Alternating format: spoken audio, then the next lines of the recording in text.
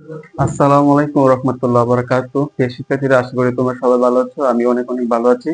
তো আজকে আমি তোমাদের জন্য কোনো টপিক নিয়ে এসি না, এবং তোমরা যারা 2026 অথবা 2027 এবং সামনে যারা টেস্ট পরীক্ষা দিবে তাদের জন্য খুবই গুরুত্বপূর্ণ কোশ্চেনগুলো নিয়ে আসছি, যেগুলো পরীক্ষায় এসে থাকে এবং বিগত বছর যে কোশ্চেনগুলো এসেছে তাদের তালিকা আজকে আমি এখানে নিয়ে আসছি। তো তোমরা যারা আগে টপিকগুলো পড়েছো, তোমরা অবশ্যই এই কোশ্চেনগুলা পারবে সহজেই। তো চলো আমরা কোশ্চেনগুলো দেখে আসি। তো এখানে সংক্ষিপ্ত ও অনুধাবন প্রশ্ন, অর্থাৎ আমাদের পরীক্ষায় সংক্ষিপ্ত অনুধাবন প্রশ্ন এসে থাকে। তোমরা জানো যে ক, খ, গ, ঘ অর্থাৎ 4 কোয়ালিটির কোশ্চেন এসে থাকে। তোমরা যদি কেউ ম্যাথে দুর্বল হও, বা ম্যাথ করতে প্রবলেম হয় বা বুঝতে প্রবলেম হয়, তোমরা যদি ভালো করে ক এবং খ যদি ভালো করে পড়ে থাকো, তাহলে তোমরা 15 মার্কের মতো কমন পেয়ে যাবে। ঠিক আছে? তো এবার যারা পরীক্ষা দিয়েছে 2025, তারা অনেকে কিন্তু ফিজিক্সে ফেল করেছে, কারণ এখানে গণিত এসে থাকে, তারপরে এমসিকিউটা অনেকটা কঠিন হয়ে থাকে, যার জন্য অনেকের রেজাল্ট খারাপ এসেছে এবং ফেল করেছে। ঠিক আছে? তো তোমরা যারা পরীক্ষা দিবে সামনে, তাদেরকে আমি বলবো যে ক খ যদি তোমরা একটু ভালো করে পড়তে পারো, ইনশাল্লাহ তোমরা পাশ করবে পরীক্ষা এবং ভালো করবে। তো চলো আমরা কোশ্চেন গুলা দেখি। তো সংক্ষিপ্ত অনুধাবন প্রশ্ন, এখানে 1 নম্বর বলছে যে অবস্থান ভেক্টর কাকে বলে। তো আমি প্রথম যে ক্লাসগুলো পড়েছিলাম সেগুলো হলো স্কেলার রাশি, তারপরে ভেক্টর রাশি এবং ভেক্টর রাশি প্রকারভেদ। ভেক্টর রাশি প্রকারভেদগুলোর মধ্যে আমি পড়েছিলাম যে সরণ ভেক্টর কাকে বলে, অবস্থান ভেক্টর কাকে বলে, আয়তক্ষেত্র ভেক্টর কাকে বলে, সদৃশ ভেক্টর কাকে বলে, সমান্তর ভেক্টর কাকে বলে। তো আমরা অনেকগুলোই ভেক্টর পড়ছিলাম, অর্থাৎ যেগুলো আমাদের পরীক্ষার জন্য ইম্পর্টেন্ট। আমাদের বই অনেক ভেক্টরের প্রকারভেদ আছে, কিন্তু সবগুলো আমরা পড়বো না। যেগুলো ইম্পর্টেন্ট, মোস্ট ইম্পর্টেন্ট, সেগুলো আমরা পড়বো।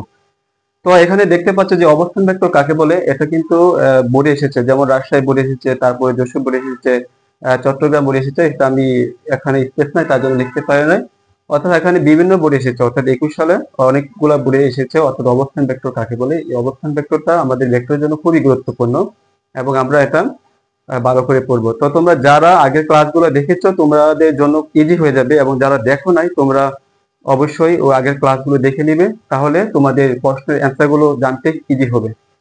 তারপরে তোমরা দেখতে পাচ্ছ যে আয়ত্ত একক ভেক্টর কাকে বলে। তো আয়ত্ত একক ভেক্টর কাকে বলে আমরা এখানে দেখতে পাচ্ছি যে ঢাকা বোর্ডে 2021 সালে এসেছে। তো আয়ত্ত একক ভেক্টর কিন্তু খুবই গুরুত্বপূর্ণ, এবং পূর্বের ক্লাসে আমি এটা পড়াইছি।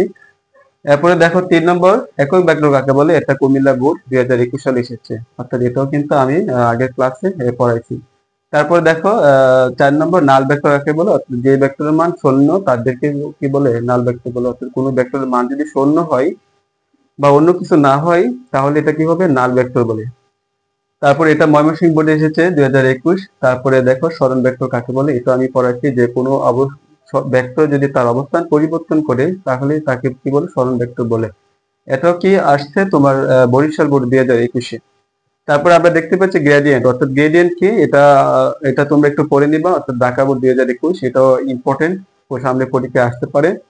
তারপরে তোমরা দেখতে পাচ্ছ যে ক্রস জে, অর্থাৎ এরকম একটা কোশ্চেন এসেছিল যে কে ক্রস কে, এরকম একটি কোশ্চেন এসেছিল বিগত বোর্ডে। তার জন্য আমি এখানে দিয়েছি কি, কে ক্রস কে ভেক্টর, অথবা আই ক্রস আই কে, হ্যাঁ, একটি নাল ভেক্টর ব্যাখ্যা করো। তাহলে এটা তোমরা পড়তে পারো যে নাল ভেক্টর কি, যে ভেক্টরের মান শূন্য তাদেরকে কি বলে, নাল ভেক্টর বলে। অর্থাৎ এই দুটির মান যদি সমান হয়, বা সরি, জ্যা ক্যাব ক্রস জ্যা ক্যাব, অর্থাৎ এই দুইটির ক্রস গুণফল যদি শূন্য হয়, অর্থাৎ তাকে আমরা কি বলবো, নাল ভেক্টর বলবো। তাহলে এটা আমরা যদি অ্যান্সার করতে চাই, তাহলে আগের ক্লাসগুলো আমরা যদি দেখতে পারি বা বুঝি, তাহলে আমরা এই অ্যান্সারটা কি সহজেই পেরে যাব। তারপর আমরা এখানে দেখতে পাচ্ছি যে 8 নাম্বার, দুটি ভেক্টরের ভেক্টর গুণন বিনিময় সূত্র মেনে চলে না, ব্যাখ্যা করো। দুটি ভেক্টরের ভেক্টর গুণন বিনিময় সূত্র মেনে চলে না, ব্যাখ্যা করো। অর্থাৎ বরিশাল বোর্ড 2021। অর্থাৎ আমরা আগের ক্লাসগুলো যদি তুমি দেখো, তাহলে এই কোশ্চেনটা ইজি পারবে। তারপরে দেখো এখানে বলছে যে 9 নম্বর কোশ্চেন, আই ও যে ক্যাপ এর মধ্যবর্তী কোণ 90 ডিগ্রির চেয়ে কম হওয়া সম্ভব নয়, ব্যাখ্যা করো। দেখো এখানে আমরা যদি এখানে এটা আই ক্যাপ নেই, তারপরে এটা যদি জে ক্যাপ নেই, তাহলে এখানে আমাদের মধ্যবর্তী কোণ কত ডিগ্রি দেখতে পাচ্ছি, এখানে আমরা মধ্যবর্তী কোণ 90 ডিগ্রি দেখতে পাচ্ছি। তাহলে আই ক্যাপ, জে ক্যাপ, অথবা জে ক্যাপ, কে ক্যাপ, অথবা কে ক্যাপ ও আই ক্যাপ এর মধ্যবর্তী কোণ 90 ডিগ্রির চেয়ে কমও সম্ভব নয়। কারণ এটা যদি আই ক্যাপ আর এটা যদি জে ক্যাপ ধরি, আমরা এখানে বোর্ডে দেখতে পাচ্ছি যে এটার কোণ কত 90 ডিগ্রি, তাহলে 90 ডিগ্রির চেয়ে কম হওয়া সম্ভব নয়। ঠিক আছে, তাহলে এটা যদি তোমরা আগের ক্লাসগুলো দেখে থাকো তাহলে এটা ব্যাখ্যা ইজি ভাবে কি করতে পারবে, দিতে পারবে। তারপরে দেখো 10 number, I cap K cap I cap zero কেন, ব্যাখ্যা করো।